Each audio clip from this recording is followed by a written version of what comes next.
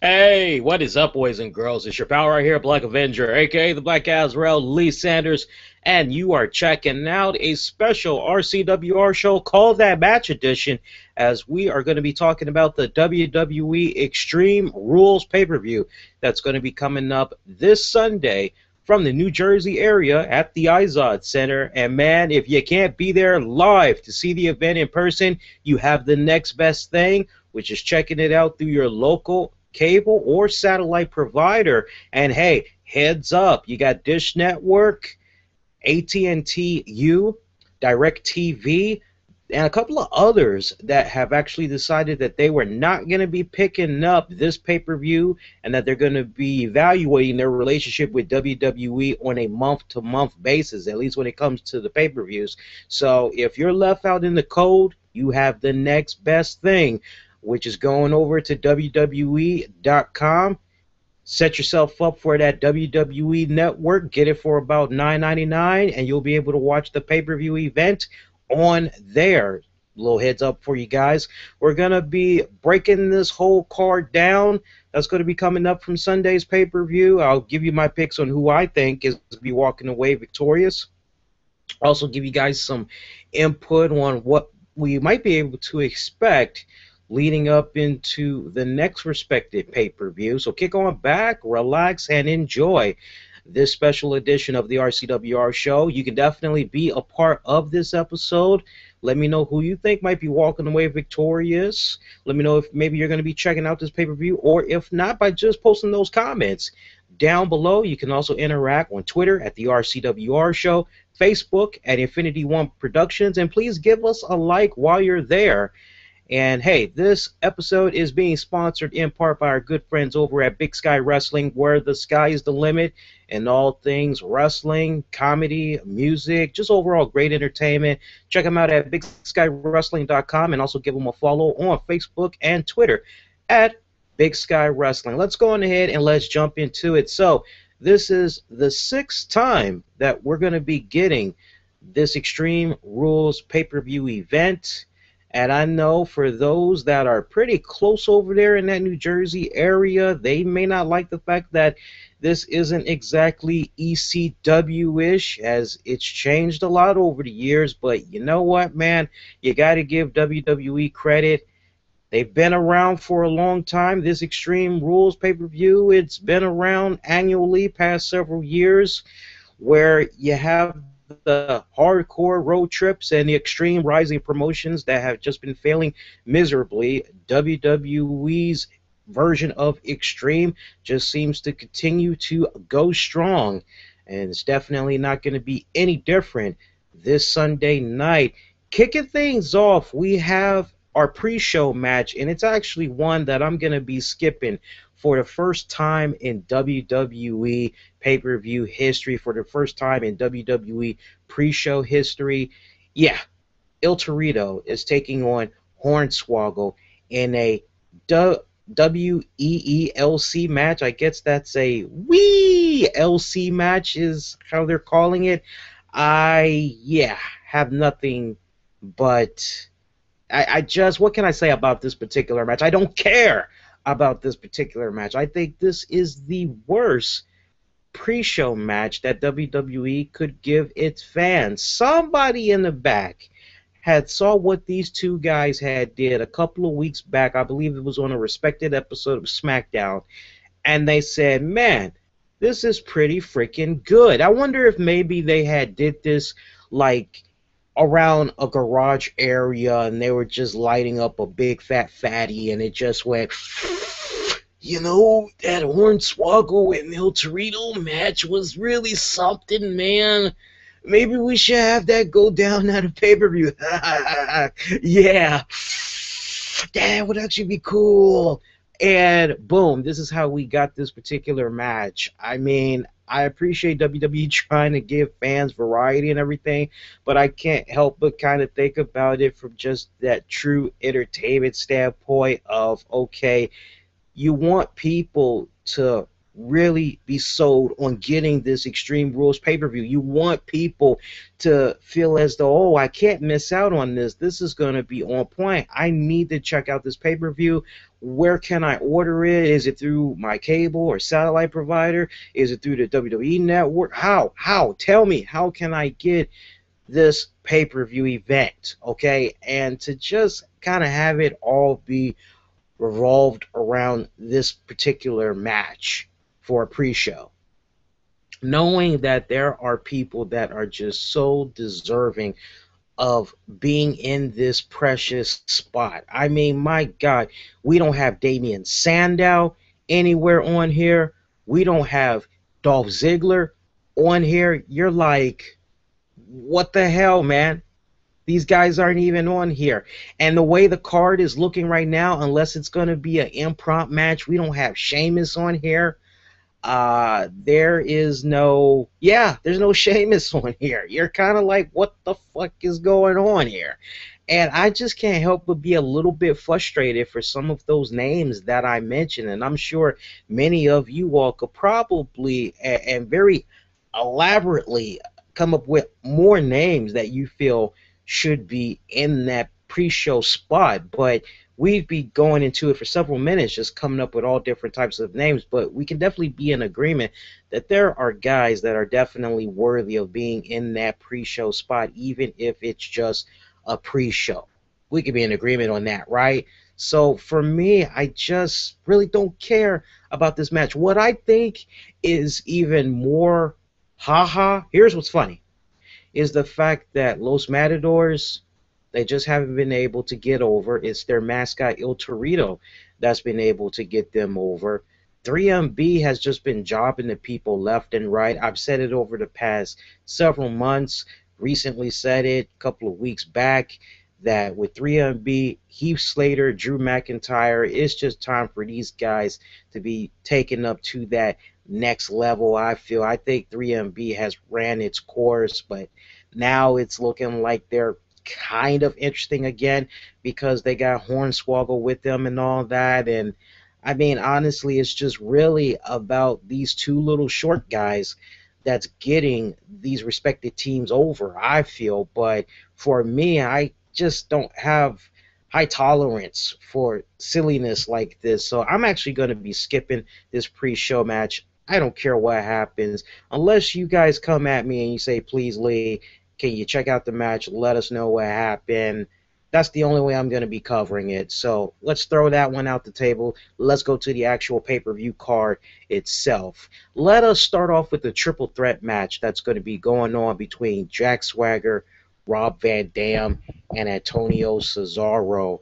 So keeping in mind that Cesaro is still fresh off of his Andre the Giant Battle Memorial victory, he's pretty high right now. You match him up with a returning Rob Van Dam. Not to mention you got Jack Swagger in there, who's just been really trying to figure out a way to stick it to Cesaro for the past several weeks, ever since Cesaro had broke away from he and Zeb Coulter to go over to Paul Heyman, as he's now a Paul Heyman guy. You just got this whole friction that's coming about. And I like how WWE kind of told this story. Really, it kind of went down on Monday Night Raw and involving all three of these guys and putting them in this position that they're going to be in Sunday in this triple threat match. Honestly, the vibe I'm getting with this match, the way it's probably going to be going on, we're probably going to see Jack Swagger and Cesaro. They're probably going to just try to go at one another because you got to remember, both of these guys, they've just been trying to stick it to each other the past couple of weeks, with the Edge really kind of going towards Swagger for just constantly interfering. I mean, hell, most recently, Jack Swagger had cost Cesaro the opportunity to advance to this pay-per-view night to face Big E for the Intercontinental Championship. So you know these two guys are going to get very physical with one another. I can see an angle play out where Rob Van Dam is just kind of like left in the code trying to figure out what's going on. I can see it booked in a way where Rob Van Dam might be kind of chilling in the corner, letting these two guys go at it, and then he tries to go in, get a little bit physical. I wouldn't be too surprised if maybe we might see Swagger and Cesaro team up briefly, beat the crap out of Rob Van Dam, get him out of the equation so that both of these two can go right back at one another. I can definitely see something like that playing out. I think when it's all said and done right here, though, as far as who needs to come out with the victory, I'm looking at Cesaro. I'm looking at Cesaro for the simple fact of all the stuff that I said earlier, as Swagger's just been really kind of getting that one up on him the past several weeks. This needs to be Cesaro's opportunity to be able to walk out, finally get that little bit of payback. I think Rob Van Dam will be just fine. He would still be strong if they booked it in a way where Rob Van Dam isn't the one that gets pinned. He's not the one that gets submit. That he's not the one that submits and all that. I could definitely see some type of scenario playing out where Cesaro is basically going to hit that neutralizer on Swagger. But I think as long as they book it the way that I'm doing it right now, when it's all said and done, Cesaro, he continues his little wave that he's got going on right now. Not to mention, you got the fans. They're really, really in support of Cesaro. So you got to go with the popular vote, right? I mean, that's usually how it works with WWE a lot of times. But as long as they can have Rob Van Dam be out of that equation as far as getting that pinfall, getting that submission, he'll still come out looking strong, as well as Cesaro, who I feel is going to pick up the victory.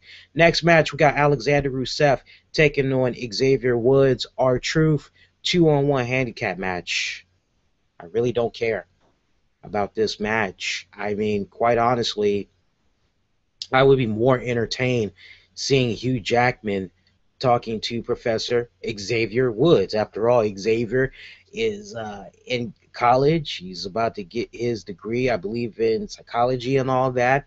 I still feel that was like such a missed opportunity from Raw this past Monday. You got Hugh Jackman there, the Wolverine, and you don't have him cross paths with Xavier, who's being dubbed Professor Xavier. How do you miss that? I wonder. But regardless, this is a match that I really don't care about. I'm just not invested into it. For me, I've been watching NXT the past several weeks, and I've seen Alexander Rusev, before he started coming up the main roster, just have his way with Xavier Woods and R-Truth. And honestly, I really wasn't quite into it then, and I'm not quite into this that's going to be going on Sunday. And put it to you this way, I'm more interested in Lana. I mean, that's really the only thing I'm going to be paying attention to with regards to this match. But if you want me to pick a winner, I mean, I really think it's a no-brainer. Rusev.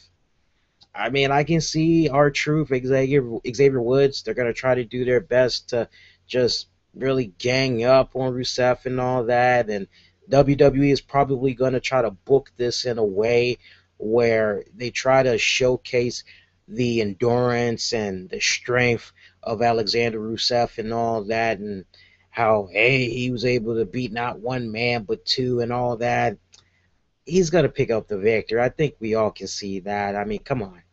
Let's go to our next match. Big E Langston taking on Bad News Barrett for the Intercontinental Championship. Bad News Barrett, this guy has just been on a roll since he finally started wrestling again. You know, this Bad News Barrett gimmick, and we all know Vince McMahon, he has been a huge supporter of Wade Barrett. He's loved this guy for quite a while, has had such great patience with Barrett over the years, as Barrett has just been going through so many different incarnations. It's not even funny. But, you know, Bad News Barrett, what can you say? As I've been saying the past couple of weeks, it started off a little rocky, started off kind of ice cold.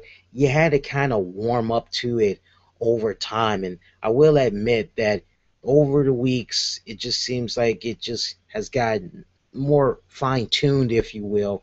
And it's at a point right now where Bad News Barrett is pretty over with the WWE Universe. And who could forget that Monday Night Raw after WrestleMania, Bad News Barrett had finally made his in-ring debut, and he received such a huge pop from the fans. I mean, great moment right there for BNB. But here we are. Bad News Barrett. He advanced through the Intercontinental tournament. He has this opportunity to take on Big E Langston for the strap. I said this a couple of weeks ago, man. All this buildup that's been going on for Bad News Barrett, it would be such a waste to see it all just culminate in him losing to Big E Langston. However, we should note that this is going to be the first time that these two guys have locked it up. So, keeping that in mind, I personally would like to see these two guys continue to work their program, because I'm not just sold on the whole tournament thing and basically have this be a one-off. I think we can all be in agreement that it would be pretty messed up from a booking standpoint the first time you have Bad News Barrett, Big E Langston cross paths, that Big E Langston is just able to squash him. Now, I have not watched WWE programming just yet, so I'm not sure what has come about from Main Event or SmackDown. I'm hoping that Big E and Bad News Barrett cross paths, that there was some type of a promo exchange going on to kind of hype up their respected match or whatever like that, so that folks can kind of start feeling invested into it. If not, then, even more the reason why it really wouldn't make sense to have Bad News Barrett just get squashed by Big E. So instead, what I kind of see happening is I definitely see a very physical, brutal match. Okay, I definitely see these two guys really, really going at it. Okay, but I think at some point we're gonna see some type of an angle go down where maybe Bad News Barrett tries to do some type of a dirty tactic. The referee is able to spot it, and he DQs him. Big E Langston wins that way. Or maybe Bad News Barrett decides, hey, you know what? I am taking on a little bit too much right now. Do this dance at a later date. I could see some type of a scenario play out, basically, where Bad News Barrett, he doesn't lose cleanly to Big E, okay? And that would be a smart move. That way you can set up a future program with these two for the strap. Or, hell, man, you can have Big E win via DQ or maybe even count out or whatever, and maybe have Bad News Barrett jump Big E. That continues the program. But when it's all said and done, I don't see the title switching hands. Would I love to see titles switch hands off the break? Yeah, I really would. I love Bad News Barrett. I would love to see him become champion, but I would love to see these guys stretch it out just a little bit further. I'd be more into that as opposed to Barrett just getting the IC strap off the break, because after all, Big E has been a champion for a couple of months now. We can all be in agreement it's been a little ice cold. I think the belt does eventually need to come off of him, and I think a good guy like Barrett is definitely the right person to hold that strap, and that way Big E Langston could be in that position where he chases after the champion. I like that. It'd be a good move right there. But on this night, I'm looking at Big E to definitely retain the strap amongst a little bit of controversy. Let's go to our next match. We have Paige, the beautiful and the lovely Paige, defending her Divas Championship against Tamina Snuka. As we saw, I believe it was on Main Event about maybe 3 weeks ago. Tamina had won a Diva Battle Royal to win this opportunity to be able to face Paige. Paige, so young, so beautiful. Love Paige, man. Love Paige. Happy to say I was able to see her when she was on NXT, and what can you say? WWE, they've been doing a really good job with her as far as introducing her to the WWE Universe, trying to get her over with the crowd and everything. I like the smart booking they've been doing. Kind of goes back to what we were talking about several weeks back, way before she even came up main WWE programming, how there's great opportunities there. Somebody was listening to us too. I don't know who, but somebody was listening to us because I hit it on the money. I said, let her take on girls like Asuka, Alicia Fox, Great matches right there, waiting to happen, and that's what we've been seeing the past several weeks. And I'm proud of Paige. Paige defending her Divas Championship against Tamina Snuka. You know, what can you say, man? You know, on the one hand, you look at a girl like Tamina Snuka, and it kind of seemed like she was in that right opportunity right around WrestleMania to possibly be able to feud with AJ for the championship, but somehow it didn't go in that direction. And some of you may be scratching your heads wondering what had happened right there, because it was looking as though Tamina Snuka was a sure shoe-in to become Divas champion. But it's funny how things are playing out right now. So Paige really has her first real true task in a Tamina Snuka, and the way that they've been building up Tamina Snuka, I think this is good booking right here, because hey, it's the daughter of WWE Hall of Famer brother Superfly Jimmy Snuka. You also think about the fact that Tamina was the bodyguard for AJ Lee, and then here's the other big main question that you got to think about: just what exactly is going on with AJ Lee? We haven't seen AJ Lee since she lost the strap. She's just mysteriously disappeared and everything. Is Tamina Snuka by chance still taking some type of audibles from the former Divas champion, longest Divas champion at that? We're hearing the rumblings that eventually AJ will be coming back. Looks like she's being pinned for a return sometime in June, July, and maybe she might not be coming back alone is what we're hearing, but that's a topic for another time. But thinking about how this match is booked right now, it's really looking as though Paige has a serious threat from a Tamina Snuka. Good booking right there. But when it's all said and done, man, I got the beautiful and the lovely Paige going over. Now, unlike the match that I was talking about with Big E taking on Bad News Barrett, I definitely see our girl Paige picking up a win, pin, or submission. I definitely see it happening. But see, I don't think these two girls are going to be done just yet. I think these girls are going to continue their respective program as well. I think this might be a match, as far as like a Divas match goes. I think this is going to be a Divas match that's going to have a lot of people go, damn, this was actually a pretty good match. Don't be too surprised if you see these two girls lock it up again. It might come as early as Monday Night Raw. You never know. But I got Paige retaining. Bray Wyatt taking on John Cena, steel cage match. Oh, man, where do I begin? Bray Wyatt. Love, love, love, love, love Bray Wyatt. Bray Wyatt, every time he has gotten up to that microphone, he has just owned John Cena. No matter what, he's owned him. I was talking about this match just a little bit from Monday night, and I just want to reiterate what I was saying with regards to it. This needs to be the be-all, end-all, okay? This needs to be it. I don't want to continue to see John Cena and Bray Wyatt go at each other for another month. You know, what they did at WrestleMania and all that, the build up to it, that was good and everything. What's going on right here with Extreme Rules, that's good as well. But, you know, I just really feel like after Sunday, they need to break these two guys up and let them go in different directions. I mean, don't get me wrong. I love the whole idea of the ultimate evil taking on the best good guy that there is. You know, this kind of reminds me of Superman taking on Darkseid, you know.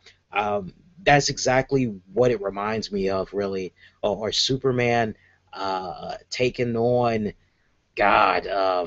No, not God. That's the last thing I want you guys to think. But no, it's a really good story on the ultimate good versus evil. I love it and everything.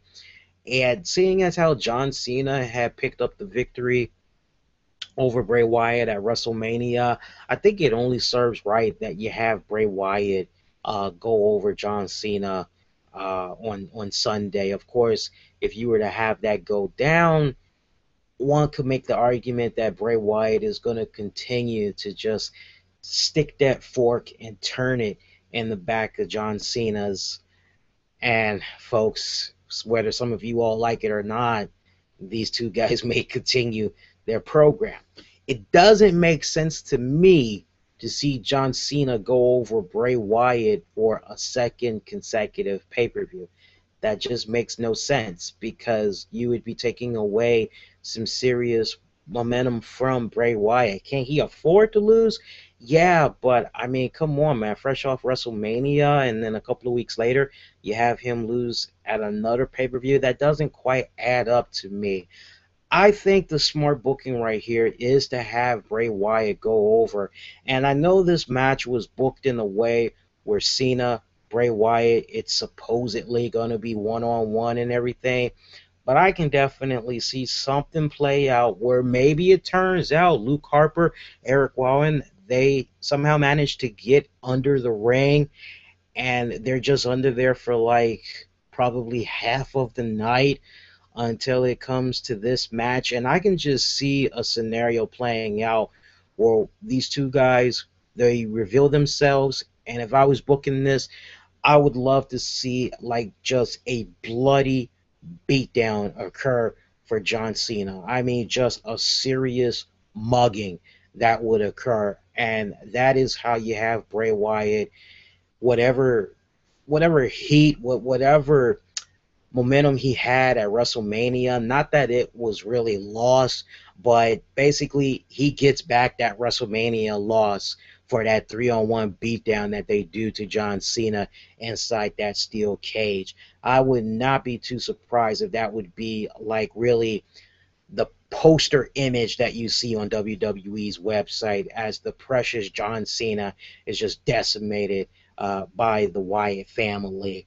Now, again, I want y'all to be prepared because even though I personally would not want to see these two guys go at it again, I think WWE feels they got a good thing going on right here between these two respected entities and that it's going to continue. All right, so Bray Wyatt for the victory, but look for their program to continue. We got 3 more matches to talk about. Let's go through them quickly here. Or is it 2 more matches? I'm looking at the card right now. What match haven't we talked about? We actually have 2 more matches to talk about. Evolution's Triple H, Randy Orton, and Batista taking on all 3 members of the Shield, Dean Ambrose, Seth Rollins, Roman Reigns. 6-man tag team match. I'm actually looking forward to this one. I'm a huge fan of both of these respected stables. I mean, I grew up on Evolution. I remember everything that these guys did. And what can I say? I love the Shield. Roman Reigns, yes, future WWE World Heavyweight Champion. Same argument could be made for Dean Ambrose. Seth Rollins, it can happen. Anything's possible. We saw Ric Flair make his return Monday night. Looks as though Ric Flair has endorsed the Shield. But notice that little wink that he had gave to Evolution as he was sucking up to the Shield. We're hearing rumblings that Ric Flair is supposedly going to be at the Extreme Rules pay-per-view, so you can't help but wonder what type of a role is he going to have in this respected match. And honestly, I could see something coming about where Ric Flair, I think honestly, he's going to be the X Factor. I'm telling you straight up, I think Ric Flair is going to be the X Factor in determining who's going to be able to win.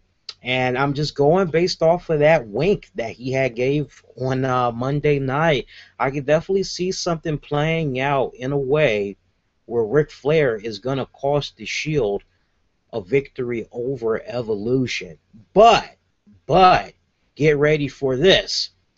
I think despite that, the Shield, they're going to get a huge pop from the crowd when they not only beat the crap out of Ric Flair, but they give him a triple powerbomb. And that might be the last time that we see Ric Flair. I can definitely see something play out. I'm hoping since it's Extreme Rules, it's like a situation where the Shield members, they bring out a wooden table and they put Ric Flair through it. Understand this, Ric Flair can still take bumps. It's just that as far as seeing him in his tights and his boots and all that, most likely network executives, given how old Ric Flair is and all that, they don't really want to see that on the TV because it doesn't look that tasteful. Okay, to see somebody in their late 60s just running around in boots and trunks and all that, no. But to see him get destroyed and get bloodied, and Ric Flair doesn't mind getting bloodied. He's probably going to have a blade tucked away somewhere so he can really sell the beatdown he's getting from the Shield. I hope Ric Flair doesn't curse when he's getting that beat down. We know how Ric Flair likes to curse when he's getting his ass beat. It's like, oh, ooh, oh, and all that other good stuff. I remember there was one particular match, not to go off on a rant, but there was one particular match I saw him in. I think it was against Shawn Michaels. And every single time Shawn Michaels was giving him the chops and everything, I remember he was just cursing his butt off, and it was hilarious. But yeah, I am seeing Evolution pick up the victory thanks to Ric Flair. But look for Evolution and the Shield to continue their respective program. And I could definitely see these guys go at it again for another respected pay-per-view. And in the midst of all that, ultimately it's going to set up what I'm hearing is going to be a possible SummerSlam match between Roman Reigns and Triple H. And maybe that can, like, going forward, maybe when it gets to that point, there's going to be some huge stipulations put forth in that respected match. Marinate on that. We'll come back to that at a later date. Main event match, Daniel Bryan taking on Kane. Extreme Rules match for the WWE World Heavyweight Championship. Have you been keeping track at home so far? So far, we don't really have any, like, gimmick matches. Like, right now, there's only been, like, 2 matches. So if you're looking for tables and ladders and all that, and so far it's not on this pay-per-view card. Of course, the card is subject to change, but in either case, our main event match, Kane taking on Daniel Bryan, WWE World Heavyweight Championship is on the line. Ooh, this is an interesting one right here. Knowing how Stephanie McMahon has been operating the past couple of weeks, especially with Daniel Bryan receiving that beatdown that he had received at the hands of Kane, you can't really help but wonder if we might see some type of a cameo be made by Stephanie. And I have a feeling that she's probably going to pop up at some point during this match. If it was me, if I was booking this is definitely an underdog type of a match if you're a Daniel Bryan fan. Because contrary to what some people are saying, hey, Daniel Bryan, he became the World Heavyweight Champion. His journey is over. There's really no other reason to really get invested into him now. On the contrary, now that he is the man, he has a huge bullseye on his back as the champion. And this is definitely a moment right here where he is a true underdog going into it. And I love the smart booking that WWE has done in making Kane be a serious threat. Not that whole Team Hell No silliness. This is going to be a match I think a lot of people are going to be able to get into, quite honestly. Just the fact that it's going to be closing out the Extreme Rules card, or the Extreme Rules pay-per-view, I think fans are really going to be leaving very happy. Kane might be kind of getting up there in age, but there are some nights where he's just able to really bring it. As, remember, what was it, like 2 Extreme Rules ago?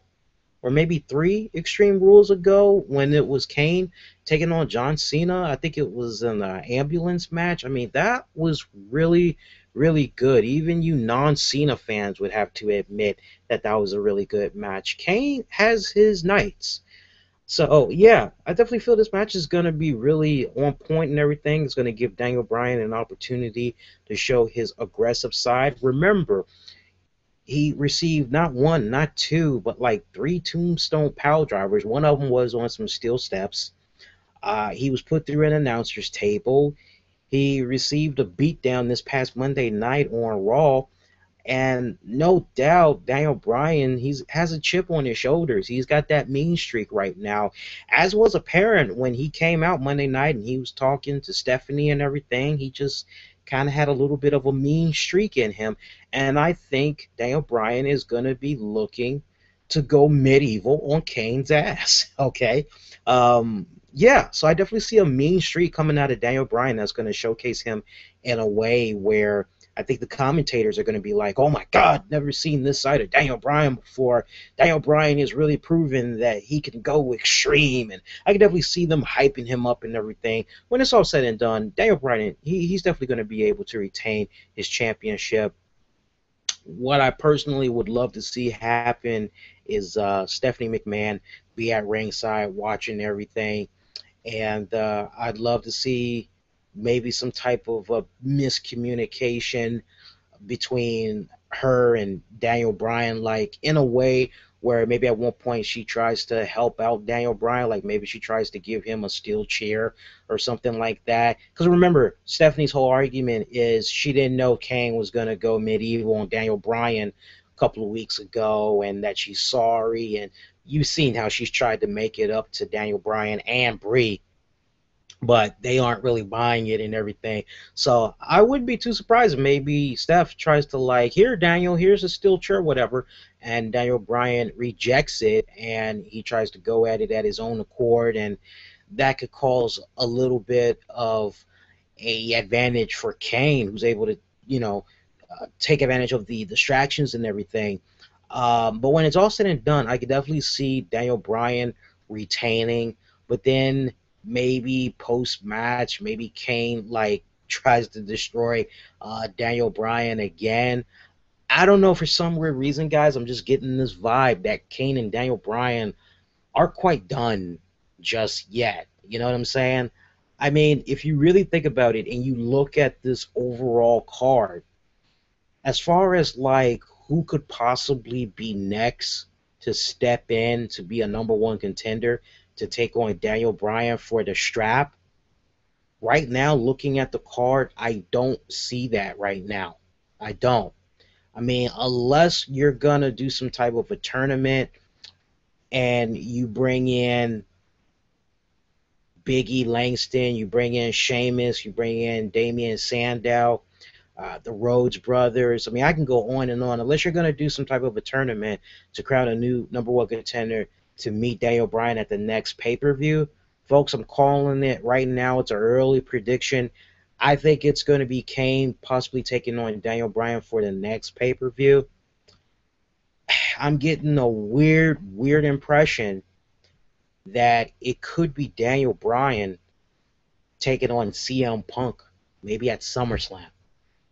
That's just the weirdest vibe I'm getting right now, and I'll talk a little bit more about that in depth, probably on our weekend edition of the RCWR Show, but I want you guys to just marinate on that for now. But that's pretty much going to do it for this Extreme Rules card. Let's take it from the bottom. We'll work our way to the top. For the pre-show match, I could care less. Go to the next one. Jack Swagger, Rob Van Dam, Cesaro. I got Cesaro picking up the victory in that triple threat match. Alexander Rusev will win his handicap match. I've got Big E Langston retaining his championship. Paige retains against Tamina Snuka.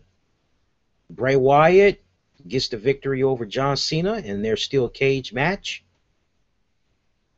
Evolution gets the edge over the Shield, thanks in part to Woo! And I have Daniel Bryan going over, still your WWE World Heavyweight Champion. And folks, that's going to do it. Hey, what are your match predictions? I definitely want to hear from you. You can let me know a number of ways. Post your comments down below. You can also find us out on Twitter at the RCWR Show, Facebook at Infinity One Productions. And hey, man, if you're on point, I will do my best to give you a nod the next time we go on the air. And for you WWE Extreme Rules fans, you're going to be checking it out this weekend and everything. Hey, we got a post show that's going to be airing live right here on YouTube, so check it out. It'll also be simulcasting on Blog Talk Radio. Phone lines will be open, chat room, the works. I'm going to give you guys necessary tools to interact. And it's going to be a great interactive post show, so make sure you tune in. Let me know what you had liked or disliked about the pay-per-view. I have a busy weekend for you comic book buffs. I'm going to be checking out the new Spider-Man 2 movie. I know some of you guys probably read some of the reviews in your local newspapers and everything. I'm definitely going to give you a brutally honest review of that movie. It's going to be on our weekend edition of the RCWR Show, which you'll be able to catch 9 p.m. Eastern this Saturday night over at Blog Talk Radio, so check that out. We got some great interviews that I'm currently remixing right now. I should have them uploaded in a couple of hours. I did a really great interview with adult film actress Nina Hartley.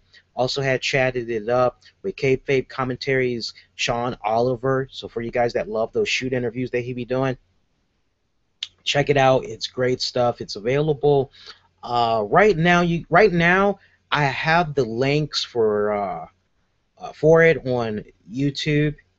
Not on YouTube, but right now I have the links available for it for Twitter and Facebook.